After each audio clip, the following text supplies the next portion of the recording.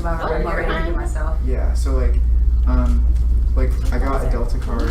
All I had to do was spend $1,000 on it in the first 3 months I had the card. Yeah, and then you paid get to off. spend it on it. Yeah. So I didn't even pay interest.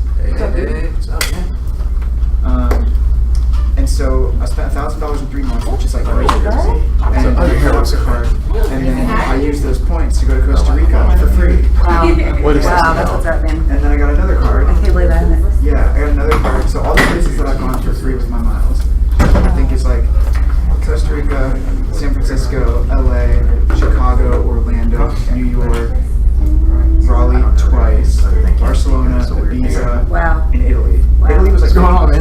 because I had to. So like I still That's have, insane. Yeah, I still How long have you been doing that? Like 4 years. Yeah. Wow. And before I started dating, I had not really gone. Oh, Yeah. I mean, that's a game changer for sure. That's what I allowed don't me to. care about What if the that. surroundings? Like you can do it. Yeah. I don't care about It sounds that. It's like, not like what card I you need to know. float. yeah, well, for sure. What happens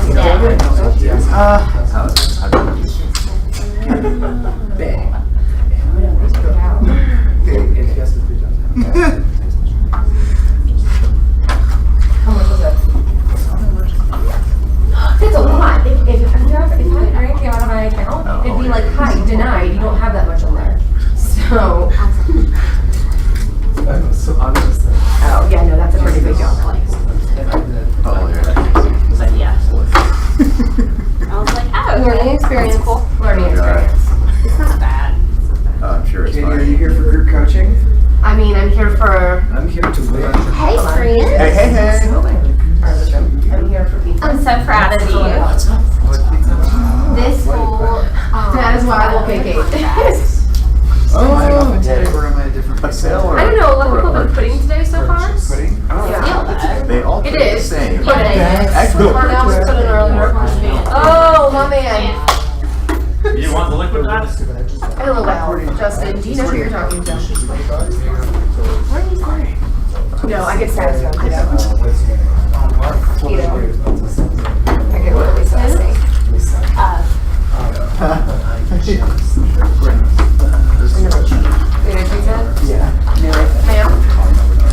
hi, folks. Hi. I was about to say something I thought that I should have. How are you? Good. Oh, yeah.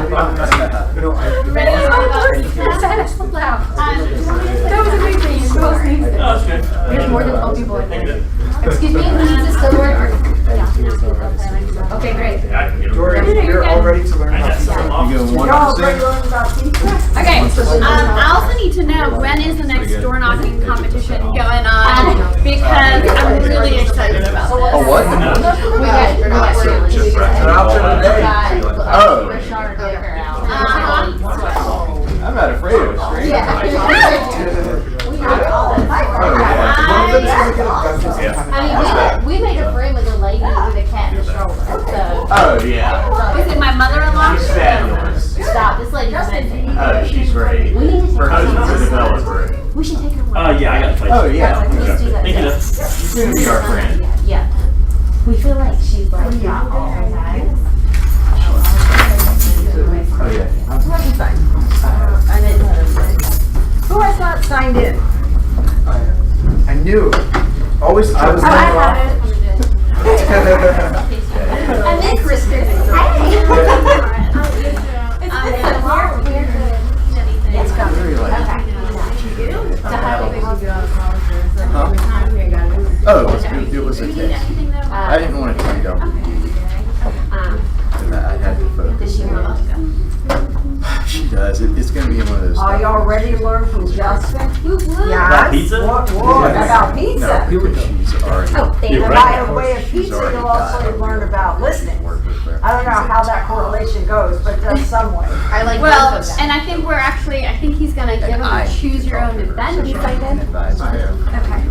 So, Choose your own adventure. Uh-huh. No, Yeah, you're right. everybody. Oh, yeah, everybody sign in. Calling it choose your own adventure. That's probably fine. Remember those Goosebumps books, Choose Your Own Adventure? I do.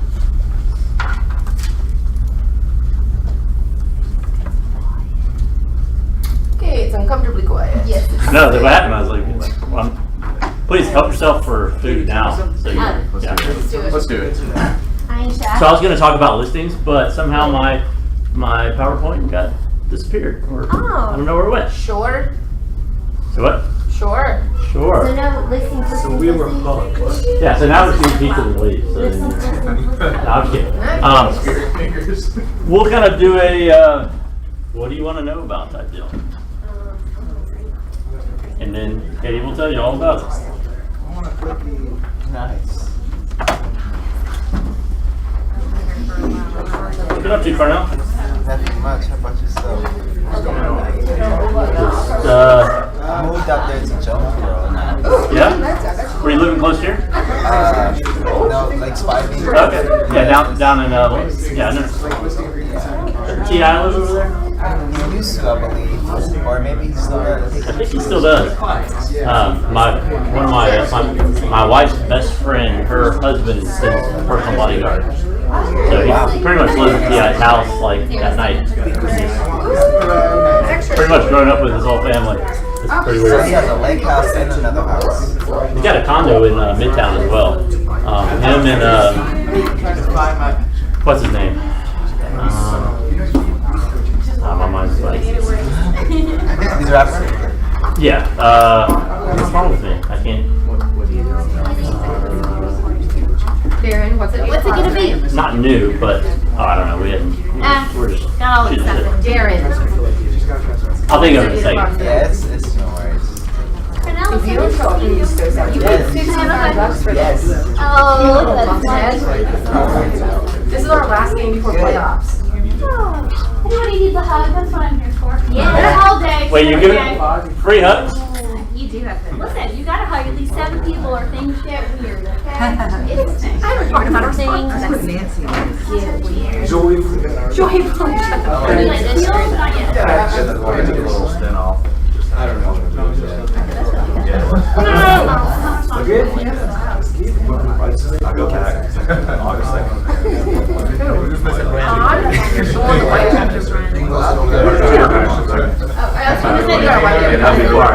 like, alright, that wasn't long for you to get back. No, I'm happy she took it off. I know I was working for it. Yeah, I was gonna say. Yeah, no pressure.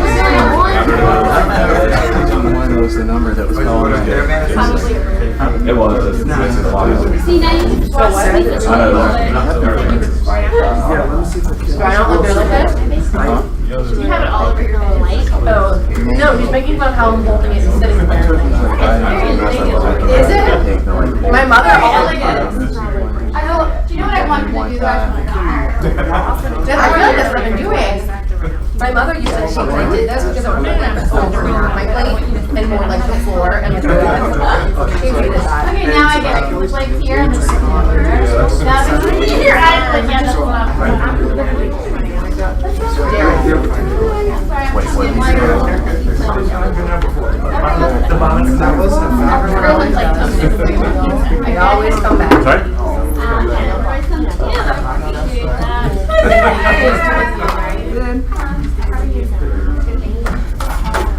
You never asked me where to relocate. But that wasn't a factor. I would really turn that out. Have to keep her a little for a little bit of distance though, so. Yeah, that's how you calm me down. It's like that. So I can just talk. No, I'm Jamie. And I'm on. Oh, she's coming back. She heard you. She's coming. Justin, this piece is legit, thank you. I love that. It's really Super good. greasy. Yeah, the cheese is making me really happy. I even told him to move. I didn't know you were upset. I told him to move. All right. So, like I said, I was going to teach listings and how to get more listings, but I can't seem to find my presentation. Not sure what happened to it. It disappeared on me. And that was triple listings. Don't worry, I gave him a hard time about it. I'll find it and we'll do it for the next class. We'll swap them out. So, what do you guys want to learn about? I have social media class I've done. I have my kind of mortgage 101 that I make sure things that everyone needs to know. I don't teach that one as much. So, I mean, I teach it probably twice a month, but I'll teach it. It's not my favorite, this mortgage stuff, and mortgage stuff is kind of boring. That's for me to know, like, the ins and outs, but it's definitely a good one for you guys as well. My past classes I've done is lead gen, and it's pretty much the majority of all the same faces, so you've seen all those classes. What do you guys think? Social media. Okay, that's one. Yeah. You guys have any questions or things that you're having issues with, and maybe I can address it, or do you want to do the social media class and then we can kind of go through that?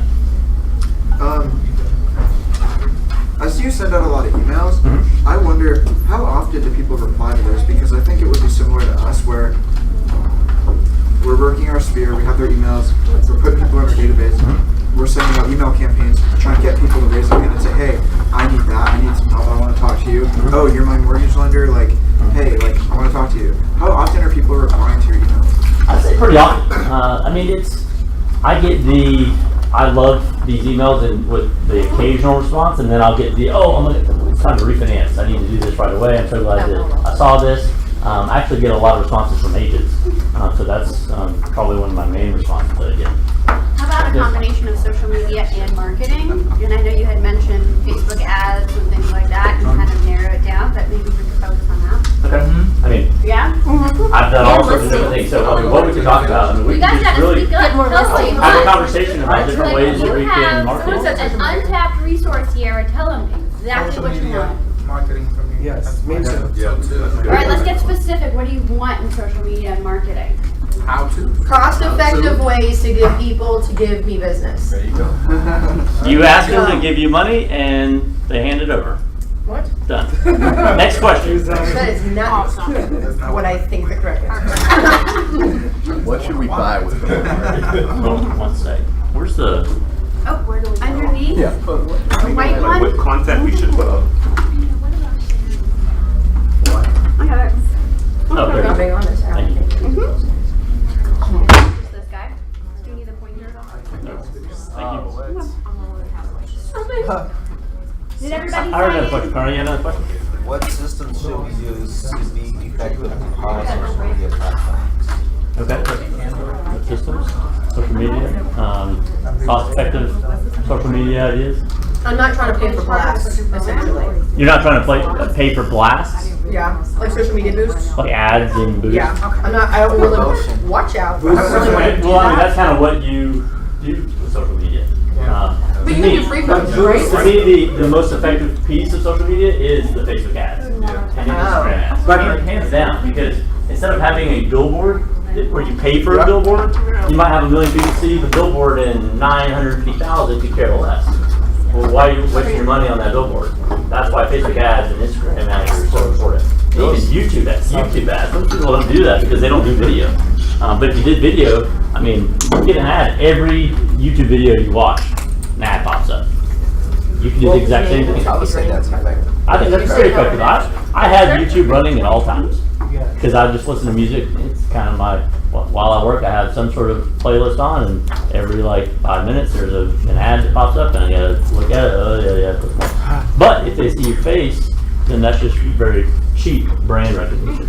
So how many social media platforms do you have? I have a bunch, but I don't use them all. I don't recommend you use them all. Okay. No, I mean, it's kind of like, are you going to be great at one thing or just kind of good at a bunch of things? You know, I would say pick one or two. Facebook and Instagram, that's really all you need. Believe it or not, LinkedIn's coming back, which I was like, that still What? exists. I know it's getting more stronger now. I hate LinkedIn, it drives me I do crazy. too, I hate it. Just because you get all that, hey, let's connect. I'm like, no. But I already have that. I've met vendors from those messages. Totally. So vendors, you gotta have vendor relationships. Right. Like with me, I like to hang out with other lenders. Right. Normally, if they're the same type of lender as me, I'm like, get out of my territory. Puff your chest out a little bit. But other banks and commercial lenders are really good business partners for me, because if there's a loan that I can't do, or a certain type of like investor deal or whatever, I can talk to my other banking lenders, and then they can help my customers out, which helps you guys out. So if I can be the connector and the solution, even if I'm not the solution, I can find the solution for you guys. So that's why like having different vendors or business relationships are very important. But as far as just the social media in general, I would stick with Facebook and Instagram. You can do whatever works for you, but I mean that's where it's kind of the older crowd is on Facebook, younger crowd's on Instagram, but older crowd also has money, right? What is that? Nothing, you just made me feel older than I wanted to feel. Keep going. Well, I can't remember the actual average age, but when it's pretty much all our parents are the Facebook people, and I mean they don't use Instagram all that much. So I would do both because the average first-time home buyer is 31. Did you know that? Yeah. Sounds so old. All right. No, old for that. Please feel free to stop me, raise your hand. We can make this more of a kind of open discussion type of class. Won't make it too long for you guys. When it comes to social media, I mean, you can post and post and post and post and post. I think there's different avenues. So you have your YouTube, Instagrams, Facebooks, LinkedIn's, Twitter. I don't really use Twitter a lot. I've never really gotten into Twitter. I basically just set it up so every time I post to Facebook, it automatically posts to Instagram, Twitter, everywhere else all at once. You definitely want to do that because why waste your time going to each single one? But I think like Facebook is more on the engagement side of people wanting to see kind of like your life and social type aspect of it. I know a lot of people that post like their real estate, and I mean it drives me crazy. I block them because it's real estate. Like no one really cares. It's good to make sure that everyone knows that you're in real estate, and that yes, you want to post real estate stuff. But Facebook is also they want to see your family, your trips, and what you're doing, kind of like your overall life type deal. Instagram is really good for your business as well, but it's more like your day to day. So you're not going to just kind of post just the occasional. It's like, hey, I'm in real estate. Here's what I'm doing. I'm sitting here in a class right now. I'm doing this. I just did a listing presentation. I'm out showing a house. Here's my new open house. All the Instagram stories. So boom, boom, boom. People can just like, oh man, they're all over it, on top of it, working hard. And it's nice because it's super fast. So you're not, okay, I'm bored. You're not posting a 5-minute, 10-minute video of you on, Instagram or Facebook. YouTube is, to me, it's better for the how-to type platform. When I want to know how to do something, I go to YouTube. And so that's where you want to have your longer, lengthy videos. I'd say 2 to 5 minutes is fine. Then they'll say 2 minutes is kind of the sweet spot on videos. You can have a longer video on YouTube. I mean, it's expected. That's why people go there, is to watch a video. It's not to get a short clip. So kind of keep that in mind when you're doing any kind of how-to real estate related videos. Put on YouTube. More like your family, social, and then a little bit of real estate is good for Facebook social side. But on the Facebook ads, that's where you just blast. And I know you had mentioned you don't want to use that for like the paid version, but it's so cheap. I mean, like I did one myself on my house and did a post on an open house for I think like 2 weeks and probably had 600 visits to my website. Super easy, and it cost me all of like $42. I mean, that's 600 people that are clicking on that link. It takes them to my specialized single property website for my house, and that means that's gaining interest for $42. Can you capture their information though? Absolutely. So I tested it on 2 different ways, and the very first one had it so when they go to the site, you can see that, okay, here's the page because it corresponds with the ad, looks like the website. They know that, okay, they clicked on the right place, and then it pops up, hey, I need your name and email address. Right? Okay, great. Of those people, how many fill that out? Probably about 12. Okay. So not that many. So that's why I went and opened it up. So I did a second ad that goes just to that, and then You tested it. yeah, I tested it. And which, end of the day, I kind of turned it off because I didn't care about leads. I'm in the lead business, but I'm selling my house. So I don't really care about leads. Now, because I can't really do their loan because it's my own personal home, right? So I just want to get as many eyeballs as possible to look at that, and then you can always capture that because I have the my Facebook pixel, and if I wanted to retarget them to remind them like, hey, the open house is coming up this weekend, et cetera, et cetera. And I mean, I guess it worked because I got 3 offers in one day and sold my house is selling next week. So for $42, and that's the only marketing I did.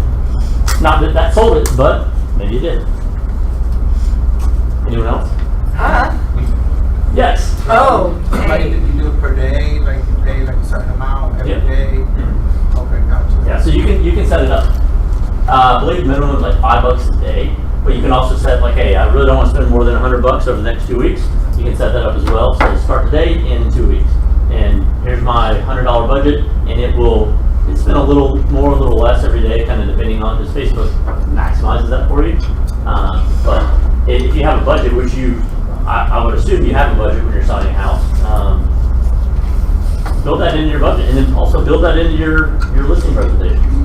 I mean, think about it. Like, if you, raise your hand if you sold 20 houses as a listing. 10 houses, 5 houses, 2 houses, 1 house. Everyone's sold is okay.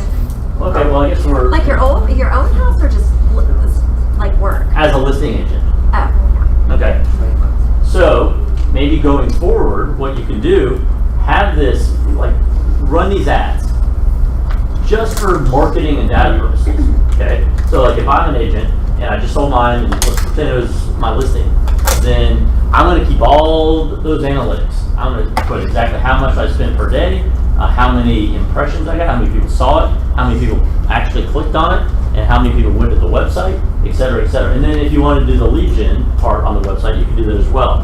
And then keep those stats for your listing presentations. So let's say the next time you get a listing, you do this. Maybe spend $200, $300, whatever you feel like is necessary. You sell the house, and then your next presentation, take that to your presentation, like, okay, here's not what, other people are talking about doing. This is exactly what I do. And here's my previous listing. This is what we did. We listed it on this day for this price. I ran all my campaigns, did all my marketing, blah, blah, blah, blah, and kind of reverse engineer it. Okay, I got 600 clicks on my website, which ended up, having, 25, 30, 40, whatever leads. And then we got so-and-so number of offers, et cetera, and therefore we sold it at above list price. I mean, that's not saying like, oh, this is what I can do. This is hey, no, here's the math. This is what I actually do.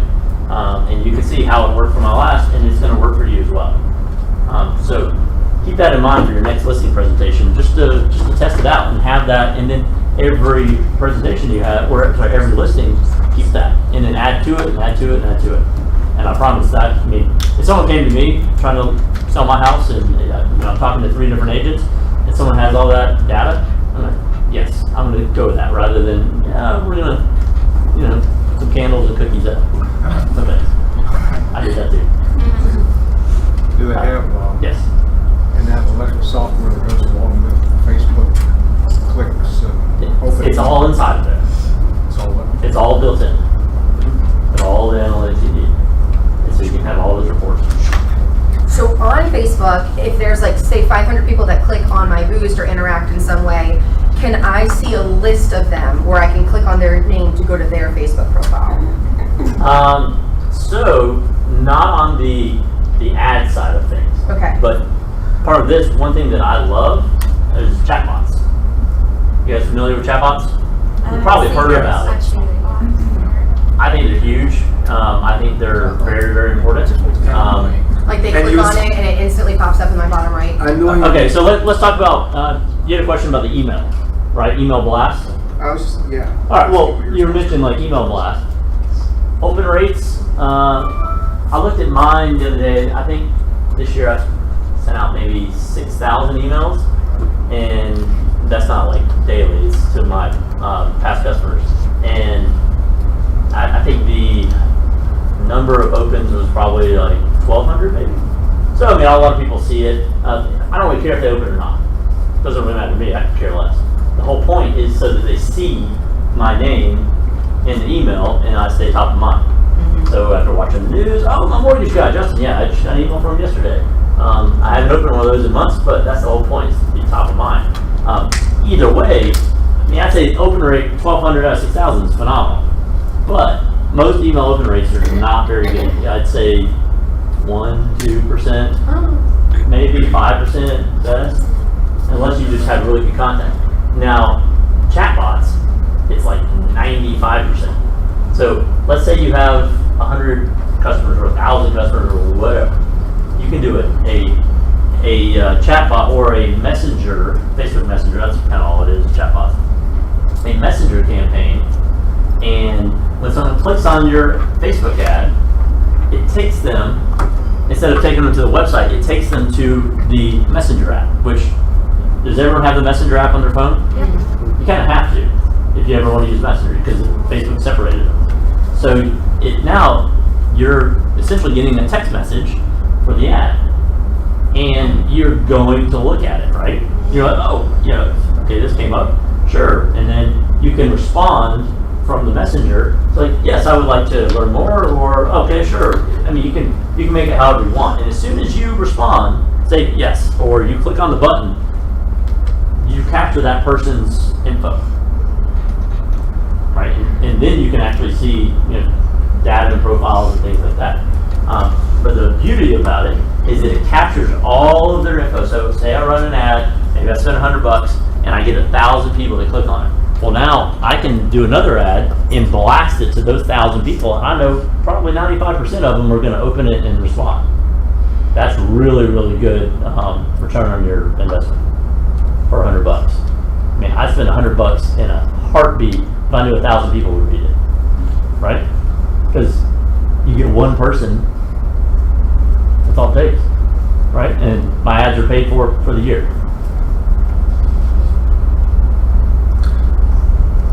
So, Yes. I was gonna say, well, if one thing to remember that if you do the blast, you have to connect that to, if people using KW website, you have to create a channel to lead them to your website and then be able to capture your information. If you have a static website with no ability to capture the information, you're not going to capture the leads. True. So like, although it's good to do the previous stuff, the keyword is to have the funnel page. Absolutely. I like funnel page. Very, very important. It depends what you're doing. So I'd say most of us in our business, we're impatient. Like, we want it now. Like, hey, if I'm making calls, I want to get this in and get a new deal now, right? But the one thing with like ads that's really good, same with social media in general, it's not to get leads right away. It's to kind of build up the credibility and for people to get to know you. Because if say you're doing ads, maybe you don't want people to really click on it. Maybe you're just doing video ads. You want them to watch the video. So when you send another ad, you can retarget them and send another kind of like follow-up video. And what that is doing is building trust. And as they watch it and watch it and watch it, and they're like, oh man, this guy's everywhere. He's all over the place. Always provides like the best content. I haven't been asked to get my email address. No one's calling me, doing this. And then you can kind of go in for the lead capture tool. And you have to have also automated follow-up system, which I think they can use command now these days. I'm not sure about, I don't really know the ins and outs of command. But I would assume if it's as robust as it's supposed to be.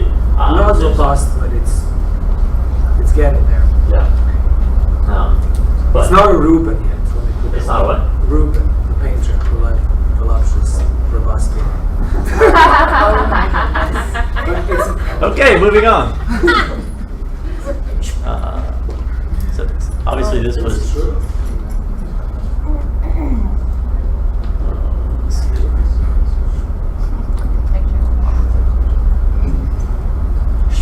Back to. I always know your hands up. Then there you are. Exactly. So I'm creating a campaign right now, an ad. And Wait, under, as in like right now in my class? maybe I am. She always. I love it! You're implementing, that's beautiful. Thank you so much. So it said, what do you want your objective to be? opposed to engagement? Yes? No? I say, depends what your ad's gonna be about. I mean, I don't even know. I'm just looking at it right now. engagement is really the most important thing. Obviously, lead gen seems important, but it's engagement.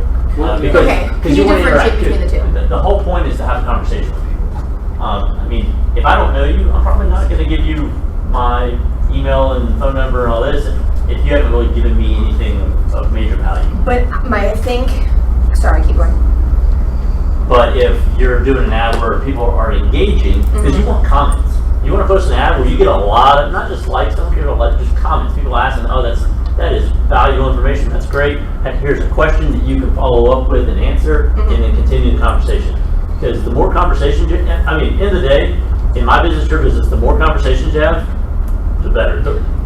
I think my thing is, unless I can see specifically which people have clicked on it, I don't care how many people click on it. I need to figure out who they are so that then I can either Facebook message them or in some way contact them. So what is the best way to do that? To see who has looked at it, clicked on it, commented, liked it? Well, seeing who looked at it, you're not really going to be able to see who looked at it unless it's kind of through. Is there a way to see who liked it? Will it give me the list of everyone that liked it? Oh, bless it. It's all about the engagement. You want comments. If you can get comments, or if you want to take them out of Facebook and onto maybe your personal website that has a video talking about what your Facebook post was about. You know, maybe you give a 1-minute teaser ad video of like, hey, make sure you click here because I've got great value for you right here that you're going to get totally for free. You know, and then, okay, sure. Boom. Here, put in your email address and name below, and then you download my quick how-to video, how to sell this in 10 days, whatever you want. And then that's what you can get the emails and everything like that. But just doing an ad just to see who, following up with people if they didn't reach out to you, the way you do that is through retargeting, because it's kind of like a privacy thing. But if they clicked on it and liked it or commented on it, then you can always do a retargeting ad and go back to them. Just to stay in front of them. Like, hey, you forgot to put your information in below. Okay, so so the retargeting will specifically go to the people that interacted with Yes. it. Heard. Okay, thanks. But Stand back for more questions. you can also do a post on your business page, and then have it, if someone comments, that it will open that up in Messenger or automatically send them a message. Like, hey, this is Katie, blah, blah, blah, blah, blah, and then they can respond, and then you have their info. Do they have to comment or can they just like it? I don't comment on ads. Comment. Stand by. Okay. But if you make it look like an ad, then some people might not want it. But if it's just more of a individual, like it's just your business page. Maybe you're standing up here talking about like the latest trends in Brookhaven.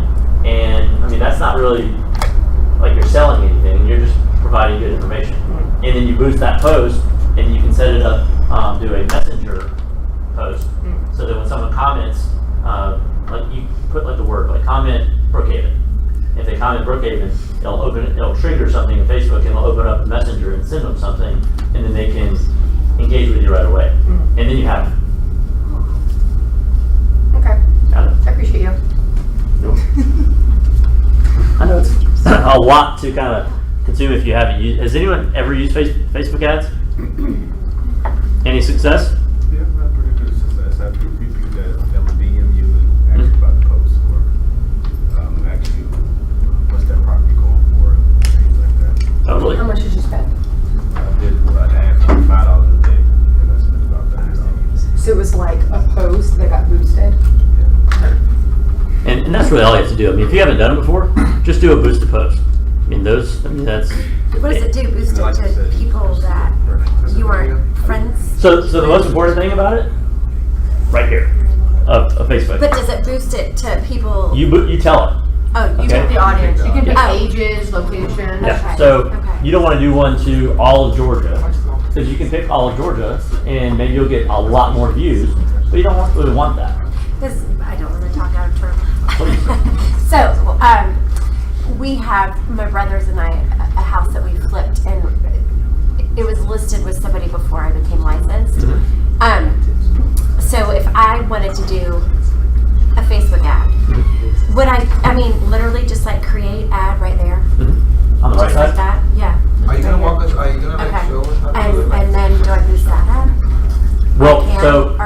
it's you so want, self-explanatory that I'll just get it. so on your, do you have a fan page or a business page? I'm making one, yeah. Okay, so once you have that, you have to have a business page in order to. I have one, but not Facebook for ads. Keller. I have it for True Property Group, but I have like 20. yeah. Okay, well, I have a business So you have to page. create another, So to Yeah, get so a you True can't Property. do Facebook ads on your personal Right here? account. You gotta have So come a up like business this? page or Okay, so I fan do it on page. my True Property Group. so I would have to create a whole new page. Okay, because I went and did another Facebook for real estate, but it would be best to go and do a business page on Facebook for it. Yes. Gotcha. So create one for your business. You gotta have one of those anyway. So you do it from there. Do it from there or do it. So, for example, I did a couple of mine are, I have Brookhaven Homes and Lifestyle. Do I own that business? Is that a real business? No, not at all. But I own that page, right? And so I can post things about Brookhaven. I can post houses in Brookhaven. I can talk about restaurants or just, I can post whatever I want. And then if I want to boost one of those or run ads to it so I can get a lot more eyeballs on it, Okay. I can do it. So that's what I did with my house that I'm selling. And so instead of trying to get listings sold, let's say that you're wanting to use Facebook ads to find listings and buyers. Like basically, I don't know if you have the numbers or like thoughts on this, but like how much money do you have to spend in Facebook ads in order to get a buyer or a seller? I mean, I wouldn't know what the actual, it just, to me, it depends on your content, you know? I mean, because if you're just posting just things to kind of like just fluff content, it's not really gonna do anything. You gotta provide very good value. I mean, be the expert. I mean, don't try to, do a big commercial. I mean, just do a quick little video and be the expert because you're the expert, right? So be the expert of your community, wherever you focus on, buyers and sellers, and then just talk about it over and over and over. It just builds goodwill, and then that way people see it, and then they're going to start coming to you. And then when it's time to call them or email them, they're no longer a cold lead. They're probably a very, very warm lead because they've already seen you. They already trust you because you provide a lot of free, great content. So that's what, like, example, if you call me and I have no idea who you are, I'll probably talk to you for a minute, but then if you call me, but I've heard of you and I've seen all your videos, instantly I'm going to talk to you because you've already built great rapport, even though we've actually never had a conversation. Because I feel like you're kind of the celebrity authority. I'm like, I see you everywhere, your stuff's so great. You own Brookhaven, and you could be a brand new agent for all I know, right? But I don't know that. Buyers and sellers don't know that. Most of them don't really care. They're just like, oh wow, that's pretty amazing. But dollar for dollar, I don't know. It just kind of depends on what your content is, I guess, and campaigns. But I mean, you can spend $5 a day and probably get lots of buyers or sellers. You just got to do it. I mean, $500. What do you spend $500 over the next like 3 months? Is that a lot? How much do you make on a sale? Gotcha. Oh my God. On average? $10,000? $9,000. $500 to possibly get 2, 3, 4, 5, 6, 10, 20, 30 buyers? I would try, believe me, if that was the case, I would spend $500 a day. Because the return investment. And you would too, would you not? I don't know. Because $500 is nothing if you're making $50,000. Yeah, who cares? Then I'm gonna find that $500, and that's how you just track it. But kind of back to your question, targeting is, and it being super, super inexpensive. So you want to spend $500 a day or $5 a day? It's up to you, and you can control it. You want to turn it off. You're going on vacation that week. You know you're not going to follow up with any calls. Turn it off. Turn it right back on. It's super, super, super easy. I know we've talked about video before, if you've been to one of my classes, but it is so very, very important. It is so. How was that slide? Huh? Super old. I think this was from last year that I did this.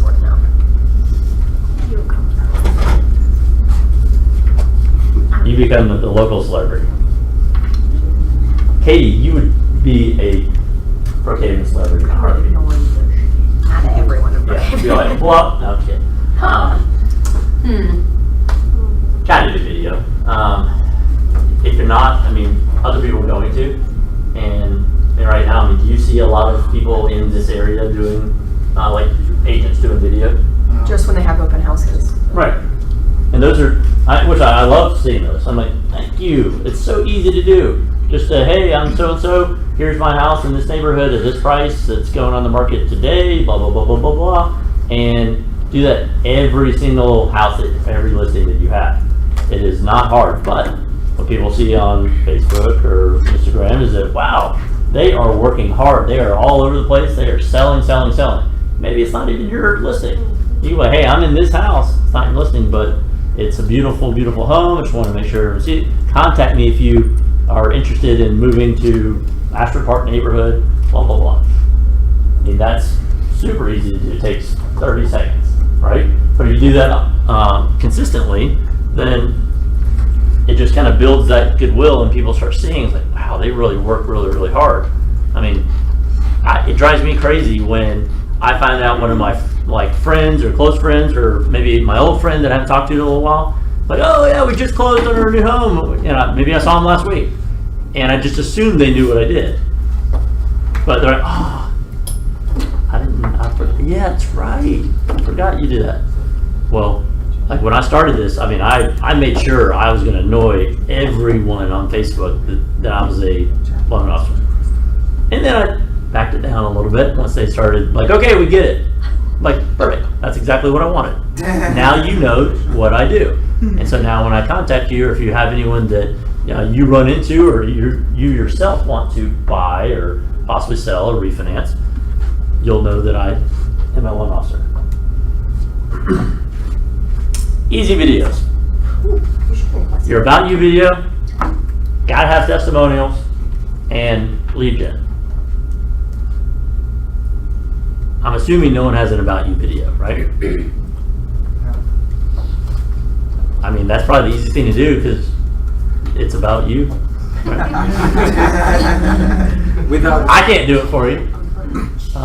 But take 2 minutes and just give your little pitch. Like, here's who I am, here's who I help, and here's how I help. Super simple. And put that on your website. Make it on your main page. Practice this one a little bit since it's going to be on your website. But then put it out there. Do your Facebook ads. Do your YouTube ads. Super, super cheap to get lots and lots of people to do it. Because if you don't ask, which is your video, you're posting your video, it's basically you asking like, hey, put your hand up. If you don't ask, you're not going to get it, right? Testimonials. We live in the Amazon world, and everything is based on reviews, right? So if I'm comparing somebody, if I'm going to use A, B, or C, I'm looking at reviews. Or if I'm going to ask my peers, my friends, like, hey, have you used this? What do you think? Oh, it's great. I don't even care about everything else. I'm going to do it. No questions asked. My friends say they love it. I'll buy it. Don't even care. But then the next best is having all those reviews. So if you can get some video testimonials of maybe your listing customers or your buyer customers, get your mom to do one that no one knows the difference. Online credibility. It's all about social 5 years, proof. 80% of them are going to be shopping through online credibility. They don't care if they cap her. So it's good to have your set group of videos, like for your websites and stuff like that, just to make sure people see them when they go to your website, or for marketing purposes, or put it on your Facebook business page. But then also try to get people to leave you a review. Make it part of your process. I'm a big checklist process person, so every single closing, during my closing, I have my checklist. If I don't do this, then I am just missing out completely. Because if I try to do it from memory, when we get really busy, maybe step 3, 4, 8, and 12, I forget about, but maybe those are business building opportunities. So part of that process is asking for a testimonial or review. Okay? So you can easily implement that. Make it prior to closing, like when they go under contract. That's always a good time to do it because they're super excited. Maybe after the appraisal comes in or you pass due diligence. I mean, I'm going through that process right now, and so I try to think about all the little things like when I get excited. I was like, when's due diligence? I mean, I do this every day, but when you're on the other side, I was like, oh, is it over? Is it over? And then, what do they want? I remember I got so mad the other day, and calm down, because I always laugh how during a transaction, the buyers and sellers hate each other and they've never even met. Isn't that weird? Like, you ever have And people? then they're so fake at closing. And like, at closing, they're like, okay, people. Or they're like, oh, they're the nicest person ever. I was like, yeah, it's like, don't make it so personal, you know? But I mean, I was doing the same thing. I was like, what's wrong with this idiot? You know, asking me to clean my carpets. What's wrong with him? Like, no one had ever walked on my carpets. They're brand new. I've replaced all the carpets. And they wanted a professionally clean carpet. So I'm like, It's new. I will push your offer to the bottom because that made me angry. But then I calmed down. I was like, okay, they don't know, I don't know them, etc. Now I forgot what we were talking about. You're still angry about Your that clean carpet. carpets. Yeah, got it in my head. Narrative is more important. Yeah. But it's just make it part of your process to get testimonials, and if you can, ask them during the process to leave you a Google review. Or do you guys, what do you like, Zillow or Google? Do you guys use a lot of Zillow? With doing what? I mean, are we on Zillow? Is customer. everyone on Zillow? I don't know. I just see, you know, I've got like 300 reviews on Zillow or, you know, whatever, for agents. I don't use Zillow because I'm a lender and we're not allowed to. But wherever you collect reviews, only do it like 1 or 2 places. You don't have to do it everywhere. But Google and Facebook, just do that. And then if you forget, one thing you can do if you have past customers, and you can go ahead and just implement this now. If you forgot, like maybe send out an email once a month to, if you have 100 customers, send it to 10.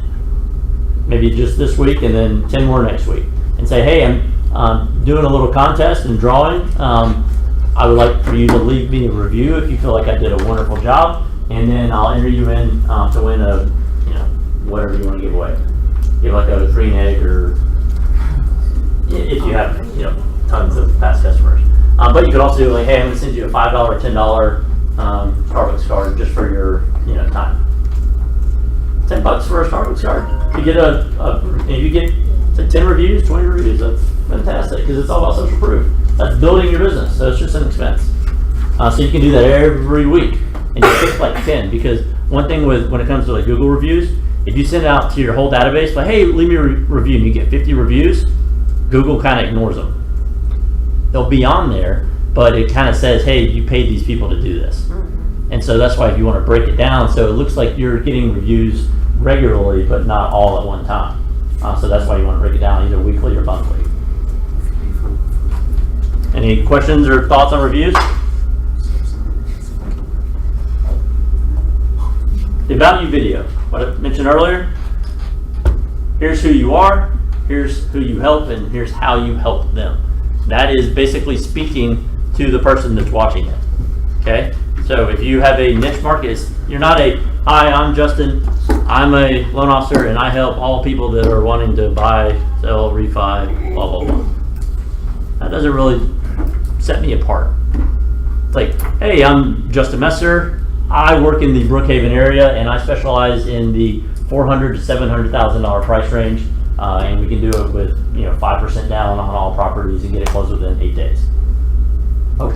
Okay. Well, yes, you're eliminating some potential buyers, but you're also talking and speaking to your area, right?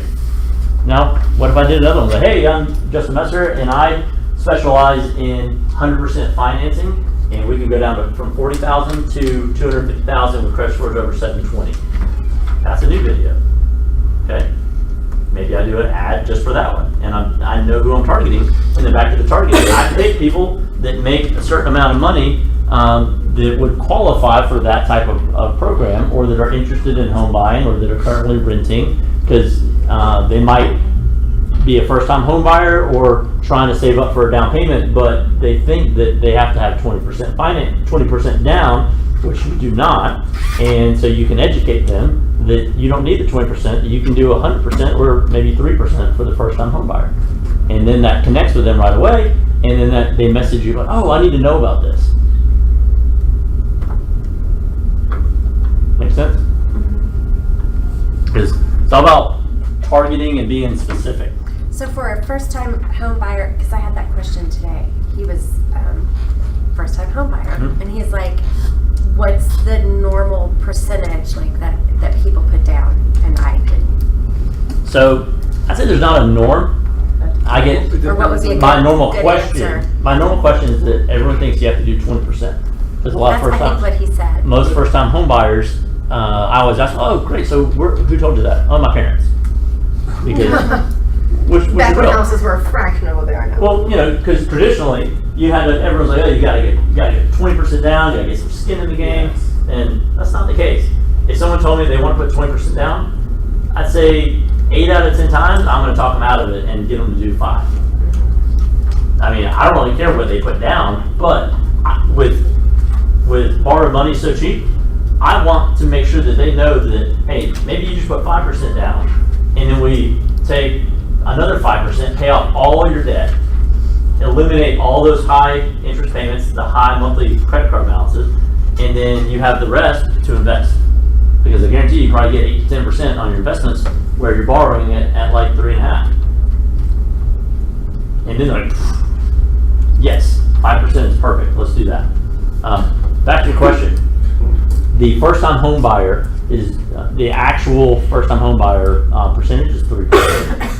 However, we have 100% financing as long as they qualify for certain things. Like, so our conventional financing, you can do 100% if their credit score is a 720 or better, and they can't make too much money. So it's essentially 68,000. Make more than 68, you don't qualify for the conventional version. But if they do make more, we can go FHA version and do 100%. Okay, but So I should have this guy call. absolutely. Yeah.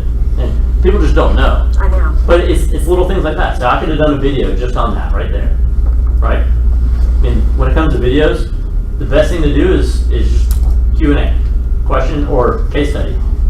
Had so-and-so that was looking to buy, they had this problem because they thought they needed 20% down. They've been saving for years and just can't seem to get there because life gets in the way. Little did they know, we have a great program that allows them to put between 3% to 0%, and then they can qualify today, be in a house within 2 weeks. Meanwhile, they had no idea that was even the case. That's someone that's going to reach out to you and engage. Yes. Let's say that you have someone that's not a first-time home buyer, they're a couple in, and what would you suggest to them if they have maybe 720? We're flirting with it right now. What would you suggest?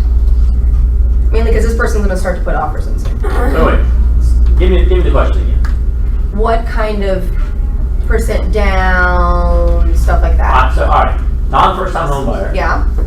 5% down. Oh, they don't get the 3 option? They don't get the 3. Heard. Now, if they have a say a fiance or She doesn't. husband and wife that's going to be buying with them that has not owned a property, and a first-time home buyer is someone that hasn't owned it for 3 years. For 2 years. No, let's go back to the not first. We're asking for very important people. Right.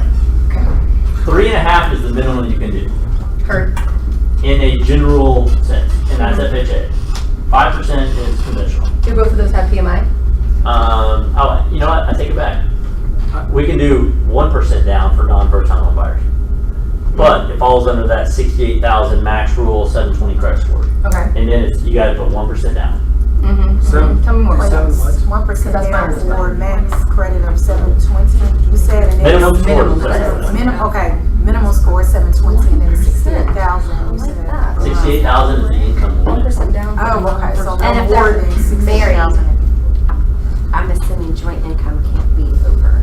It depends if the borrower. So Unless the house is just in his name. there's different then- loan programs. So Right, so okay. there's some loan programs where it's household income, Okay. even if you're not on the loan, kind of like USDA.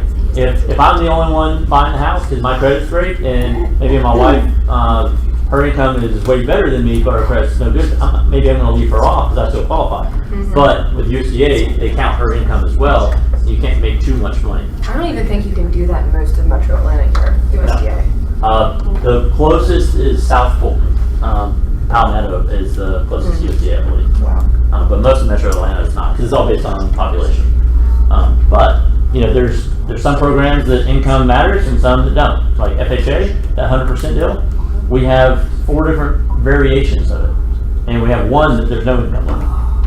But then, you know, there's other things where maybe the credit scores, if they're too low, it doesn't make sense. Kind of like our 1% down or true 100% conventional loan. Technically, we go to 660, but I don't really tell anyone that because I won't do it. Credit score? Yes. Oh, why? Because example, I had somebody that really, really wanted it, and it's 100% financing, which the whole purpose is I don't really have the money to put down, so I want to do 100%. Well, for the interest rate, which is like 5.3, which is still great. What? Yeah. For 100% financing and no PMI. Keep in mind, there's no PMI. Okay. It's kind of all built into the rate. Okay. Which is still great. Like a VA loan almost. Pretty much. Because now- VA's can be better in a way, but you can do a lot more with VA. A lot less restriction. But the rate at the 5.3, say it's the same rate for everybody else, was costing her, on a $200,000 loan, was costing her $8,500 to get that rate. At a 665 credit score. So you might as well just put something down. So that's why I don't even offer it, because when you get to a 720, it went to $0. Dollars from 80? Zero. So that's why I don't market that it's 660, because then what's the point? It's like, oh, hey, we got this 100%, but I need like $10,000 from you. Oh, that kind of defeats the purpose. So we have all these different programs, and everyone is kind of unique, and some will fit this, and some will fit that. And during like a loan consult, I know exactly what questions to ask, and as I'm talking in my mind, I'm just going down a little path of which direction is going to be best and they're going to qualify for it. Okay. But Thanks. you're welcome. Did I help at all, or 5% down? She's still confused. Yeah, 5%. Just let her know to talk to me later. Yeah. Let's see what we got. Alright, we already talked about these. Here's some other video ideas. Yes, Steve? Can you comment on the following? Last week I ran into 2 almost identical situations.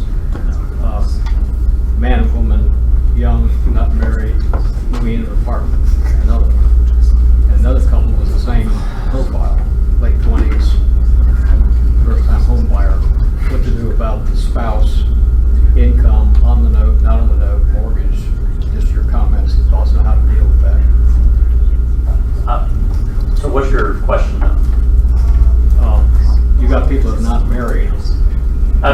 Should they buy the house together? Should they do it together? Should they just avoid doing it together? Well, okay, so I have one that I'm working on right now where it's boyfriend and girlfriend, not engaged yet, hope to be engaged, and I had 2 of those. the mom called me yesterday and said, like, you know, I'm thinking about adding my husband to the loan and title because the boyfriend's not really motivated, and we're nervous that it's going to fall apart. I'm like, well, okay, yeah, you could totally do that. So my suggestion, I was like, if you just put the daughter and the dad, and then that way you can always add him to title and then kick him off later. She's like, well, we don't want to like say, hey, you're not going to buy this, but I mean that's. You can grow some cojones and have some kind of conversation with them. Exactly. But when it comes to the loan side of things, if you're on it, you can't get off it. Okay? You're stuck. Title, you can get off the title. So say girlfriend, boyfriend buy together, and maybe it's just in the loan's in girlfriend's name, but they're both on title. Well, they both have ownership. I don't like that. Girlfriend is owner responsible. Would it be better if I said boyfriend? No, I don't like, I would never have someone on my title that wasn't on the loan with me. No. I would never do that. But you can get the other person. on You the mean title. unless you weren't married? If you're married, Yeah, one day Mr. Staples will come along, but like, until before then. Don't you think that that's really risky? Let's say the loan was in one of the people's name, but the title was in both. That's weird. But the title, do you think that that's a good idea? I mean, I don't think so. I mean, I personally wouldn't do that. I mean, if I know, like, hey, this is where my path is going, then I That sounds probably like a would. disaster. But if you're like, well, we're in our, we're together, we already live together, I don't know if we're going to get married, I probably wouldn't do that. Keep it in just your name. Because I mean, you can always remove someone from title, but they have to also agree to it. What if what's the nasty breakup? Well, They don't. you can take one partner or husband or wife off mortgage and the title if they refinance and they get bought out. But you gotta pay to refinance. Yeah, you got to pay to so you got to do the whole loan process all over again in order to kick someone off the loan. Which it could be $5,000-$10,000. I mean, It's too expensive of a breakup for me. But, I mean, that's my situation right now with my buyer. It's a separation. We have a title contingency because he needs to be bought out. His partner who decided to keep their house with a lot of equity in it is going to refinance so that he can get my client off the title and the loan. And I learned something, I don't know if it's true, that if they were not both on account where the money came out of for mortgage, we could have taken my client off easier. Is that true? which account? Like if one husband was paying the mortgage and it came only out of their bank account that's on his name only. Can't remove them from the loan. Only way to do this is because they agreed to it. They signed like, hey, I'm responsible for this. You know, so if they signed it, they're responsible. And the only way to do it is to refinance it, assuming one of the people qualify. In one of my cases that I mentioned, the guy's an entrepreneur. He's doing a lot of money things, and he asked me the question, what happens if she and I don't continue to get along, and now we've got a house together? And so my thought was, might he buy the house as an LLC with all the appropriate guarantees so the bank gets what they need for his personal liability, and then he sells that as part of the business. If I need money, I'll borrow against the house, do a second, do what I have to do, or sell it, I need to do that. Yeah, I mean, you can do all those things. Is LLC a problem? On a mortgage, you can't get a mortgage as an LLC. Mortgages are personal names, commercial loans are, you can do an LLC. So like if you're an investor, you can buy a rental property under your LLC, but you gotta go to like a local bank and commercial loan. I can't do it if it's an LLC.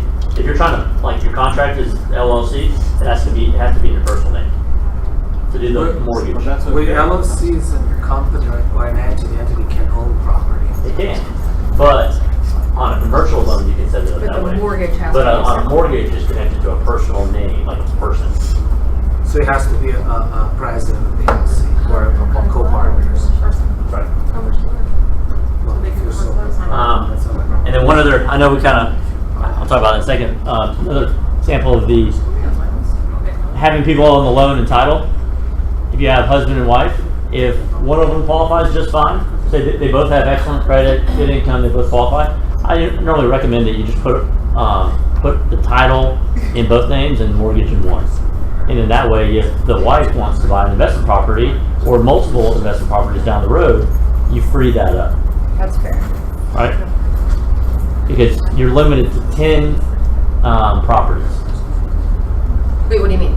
This most you're allowed to have is 10 finance properties. One person?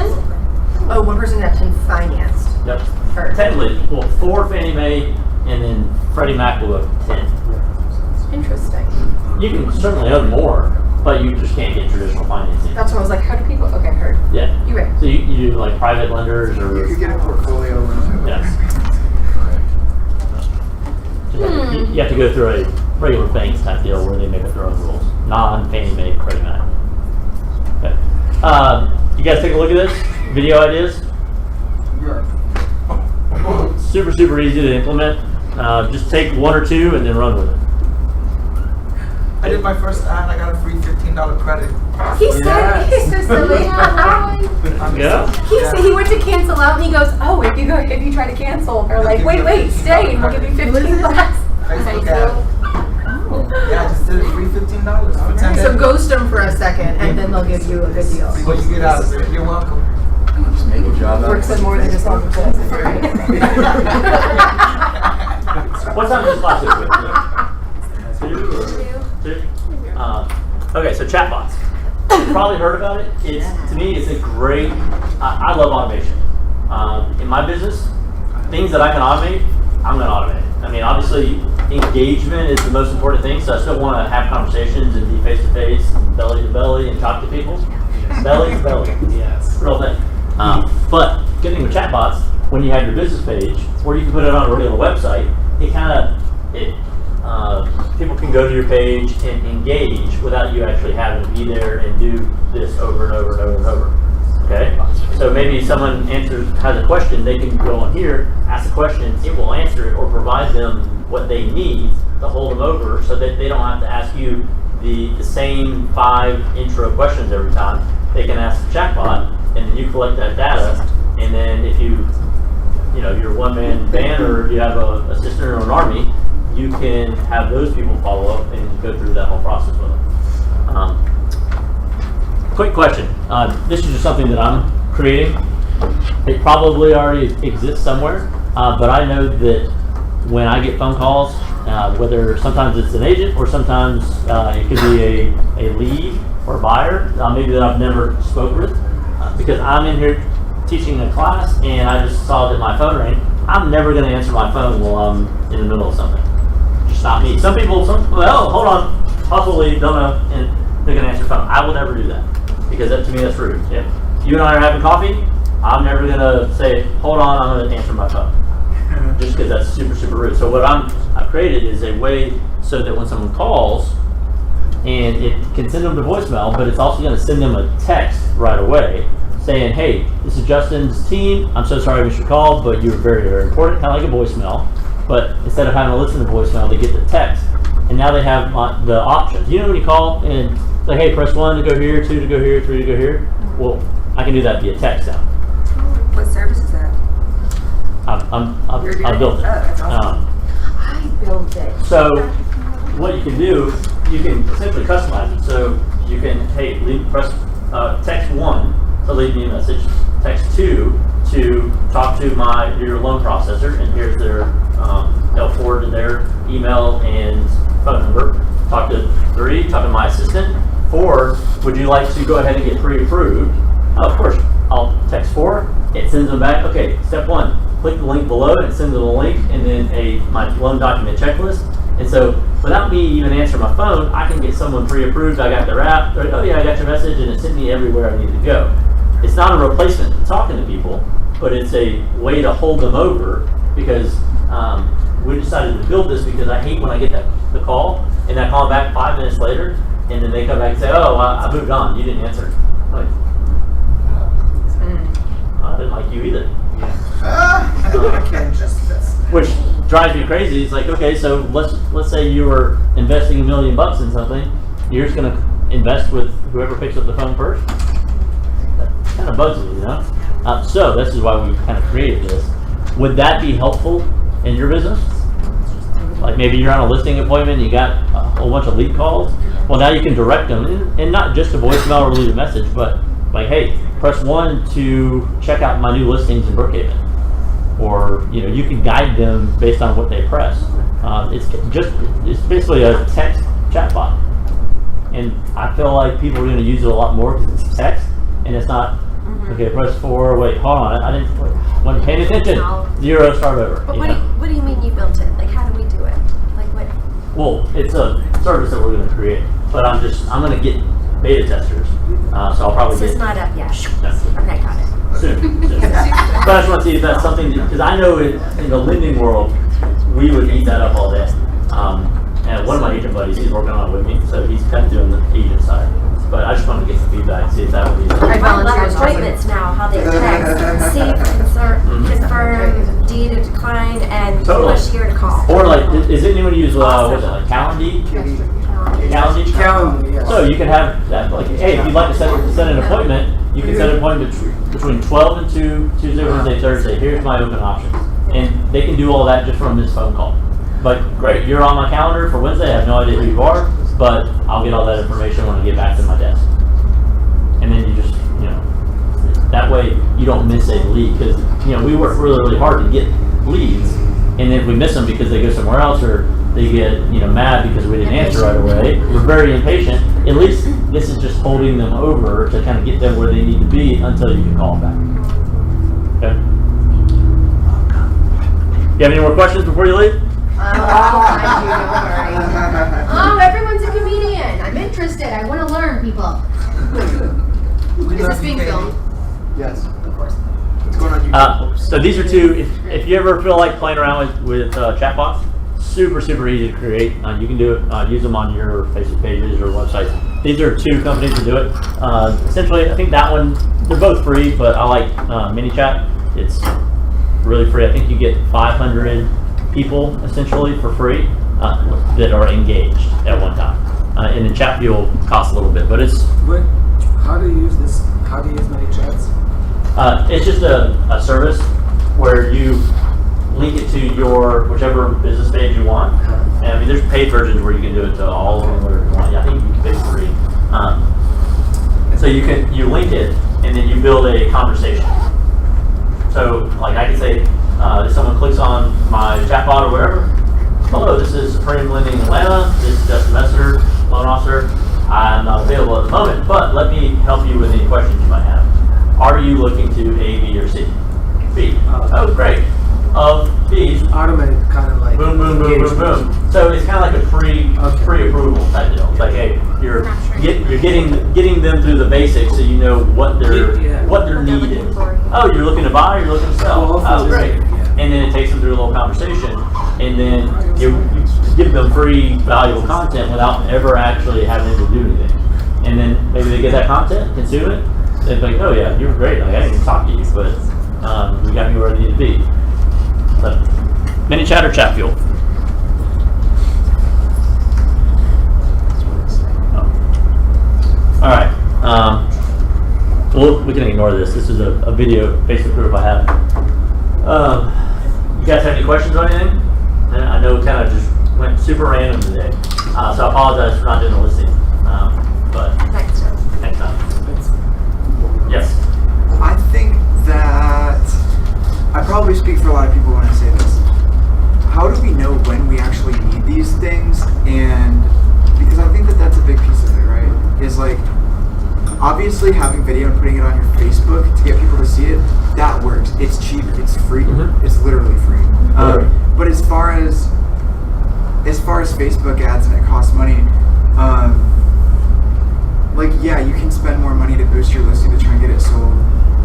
I paid somebody to do Facebook ads for me, and I did get some buyer leads out of it. It worked more so for buyer leads, and it was like, I don't know how it worked because I don't understand it that well, but basically I could kind of calculate it, and I was like, okay, I'm willing to pay this much basically for a buyer lead because I know that out of every 20 or 25 buyer leads, one of them is going to convert. And so if I'm paying $5 per buyer lead times 25, $125, whatever. Like there's some formula like that. And I think it's still obviously, from what you said, it's still kind of unclear of what that like investment and return looks like there. As far as chatbots go though, is that like, if we have a business page, we have people reaching out to us, but realistically we're not checking it that much, so a chatbot makes sense. Like, how much does a chatbot cost, and when should you definitely have one? So I think it kind of depends on your business model. You know, you could have, I mean, everyone has different business models. Same like Supreme. I mean, there's 4 of us that are here. I mean, we're all separate. So, you know, my way of doing business versus, you know, Kinsey or Kim or Scott, completely different. I might focus on my database where someone else might focus on just this. Same with you guys. You might focus on like doing open houses or door knocking is your bread and butter. And then others are like, I really don't like doing that. I like picking up the phone and calling buyers. So you kind of have to base it on what your main system is. But you want to get really good at least a couple of them. And I always recommend that you have at least 3 or 4 different pillars. So if you know something kind of falls out, you know, at least you know that leads and income's coming in from one of these other like sources. But when having like a chatbot type deal, if you're never going to really use Facebook or you don't really care about it, then I wouldn't even fool with it. But if you know that you're on Facebook and you do social media a lot, then it's basically an answering machine to kind of help you get more leads. I mean, to me, if I can set it and forget it, I love it. Because I only want to do it, if I can do it one time and set it all up, and then it just kind of flows into my email that like, hey, new lead, perfect. And then I perfect it as much as possible, and then maybe I go create another one, or I have a different avenue. But because if you set something up and you don't really use it, I mean, it's like anything else. You know, you could be Hey, I'm gonna go door knocking. I knocked on 3 doors today. Well, you're not really door knocking. You can say it, but you're not really making it effective. Well, I was gonna say, like, I look at it as like, what is gonna be your main lead gen style or approach? Like, I don't wanna do cold calls, hate them, I better be on my 3rd glass of wine. Hate it. I never will do it. I mean, it's like, so some people are great at it. That's their main focus for lead gen. This is a main focus for people that don't want to do other things per se. I mean, you're going to mix it with, network, everything. But I look at it as this, if you like technology, if you like that kind of stuff, and you don't want to do cold calls or FISBOs, then this is your main lead gen approach. And I think that's my answer as well. Like to Insta, like it if you don't want to do other things, like it could be your main focus for lead gen. Yeah, totally. I mean, you can't half-ass it. That's just if you're gonna do something, might as well do it well. Spend some time on it. Now, like when it comes to cold calling, you don't have to cold call. I mean, I'm not gonna do something that I hate doing because I know deep down I'm not gonna be very good at, or I'm not. If you can tell I really don't like doing it, you can hear it in my voice while I'm cold calling, right? So instead, I'm gonna hire an intern to do it for me. Perfect. I'd rather pay someone, and then I can spend all my time on the things that I'm really good at that I know is bringing in the money, right? So if I'm really good at 1 or 2 different things, I'm gonna focus on those. But I know I need to do this, or I know I need to call expired. But this is working really well. I'm gonna hire someone else to do it for me, or automate it so I don't have to do it. That's just me. Just can't be everywhere at once. Any other questions, thoughts? Almost 2. Pizza. So with your like Facebook business page, how do you send a request for people to like it if they're not your friends? So you have to do an ad for that. Yeah, it's basically just a brand awareness. I think that's what the ad's under. And you can post a pretty picture of whatever your thing's about, and if people see it, there you go. But yeah, I mean, you can ask all your friends to like it, and in the day, number of likes on your business page doesn't matter. No one cares. I mean, I think the only reason to have likes on your page is just so initially someone's at your page, like, oh yeah, they got like 1,000 likes. Okay, they're real. Rather than, oh, they got 3 likes. But are they really going to generate business? That's the question. Are they really going to generate business? That's the question. You can get 1,000 likes and thumbs and not get a business out of it. No, I could care less about the likes because that doesn't mean anything. Yeah. And most people aren't going to just hang out on your business page. The whole purpose of having a business page is for Facebook ads. I mean, some people scroll, but they're going to go to your website before they go to your Facebook fan page. Because you just get more information. That's just a place to host it and post. But you just got to have it if you want to boost and do Facebook ads. But host and post. Yes. Did you say that you did or did not deal with the LLC? We do not. But you would recommend somebody to do? Commercial lender. Your bank, local bank. Well, it's not my bank, it's the bank of the employer. Well, I mean, I can't help with them. There's nothing that we can do if they have the LLC. If they have a property in the LLC or buying an LLC, they have to go to the local bank to get that taken care of. Unless they sell it or sell it to a family member or friend to a person. Okay, I guess no questions? Richard, what number do we refer people to, Justin, for you? Oh, what if I have that on here? Oh, there we go. At the bottom. 678-478-5897. And when it comes to the lending side, we have so many different loan programs, probably over 1,000. Wow. So now, granted, we use probably 10%, not even, maybe 5% of them. Lots of options. But like kind of talking about the 100% earlier, there's not a one cookie cutter, one program 100%. We have essentially like 7. Well, I guess we have about 9 different 100% programs. But it's not. one will be good for one person and one will be good for another. And then some will be good for no one.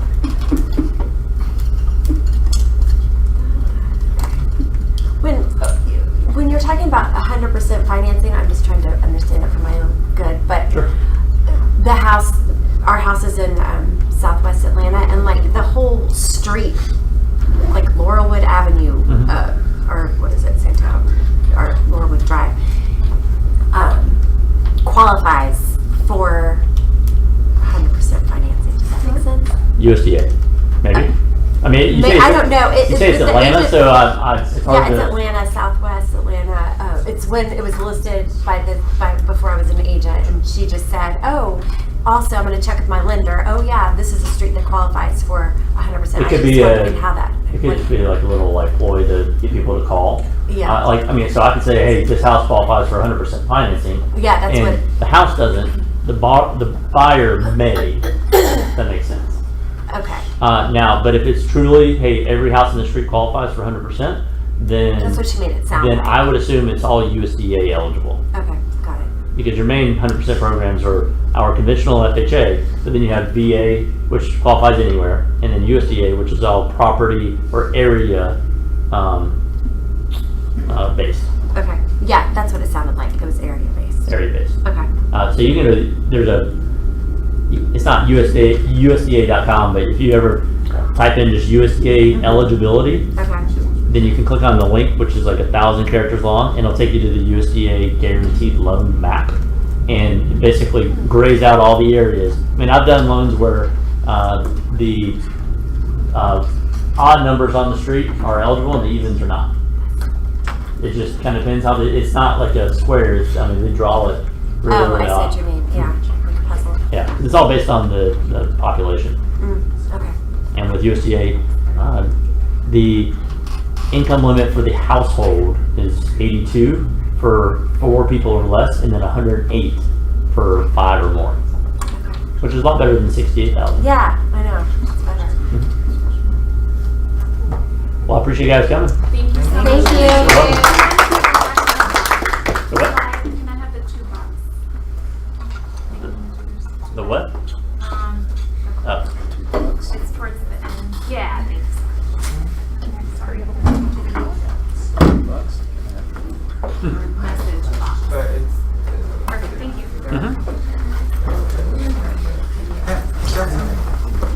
Yes, sir. I'll come see you. I'm trying to do this Facebook app, but it was rejected. Like submitted for trying to be. I'm saying that.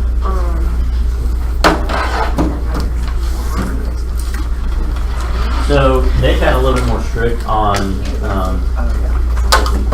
basically if you are picking certain groups or demographics, and they want a lot more general. Back in the day, you could seriously say, hey, I want 18 to 22-year-olds that do this, live in this neighborhood. You could narrow it down to a little spot. And now there's tons of discrimination issues, so you kind of have to make it a little bit more general. I didn't talk about somebody. You want to hear it?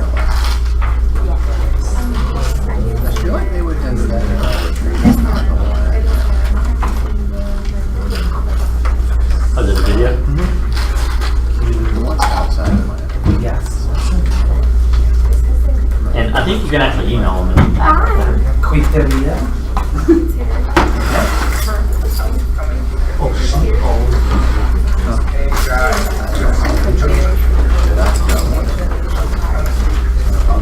Thank you. Thanks for coming. Yeah, I don't know what that one would be.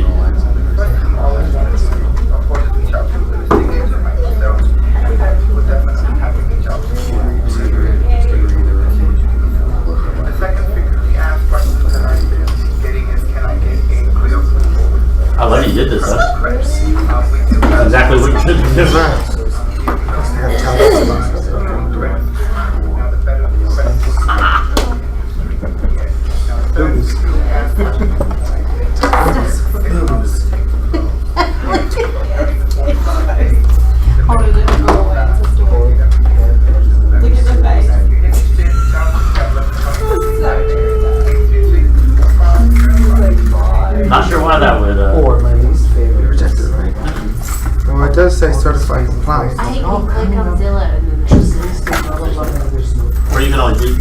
request for review first? Yeah, I did that already, and that's what it was. Yeah. So I was I've had it where things get rejected and sometimes you just move a couple little things around and it's like, it's kind of a mystery. But there's nothing why reject it. Right. And but they'll, a lot of times they'll email you, but hey, it was rejected because just eliminate this and they'll tell you. They didn't even email me nothing. Yeah, I don't know. I think that'd be a perfect video to get out there and boost. Right. Thank you. Yeah, you're welcome.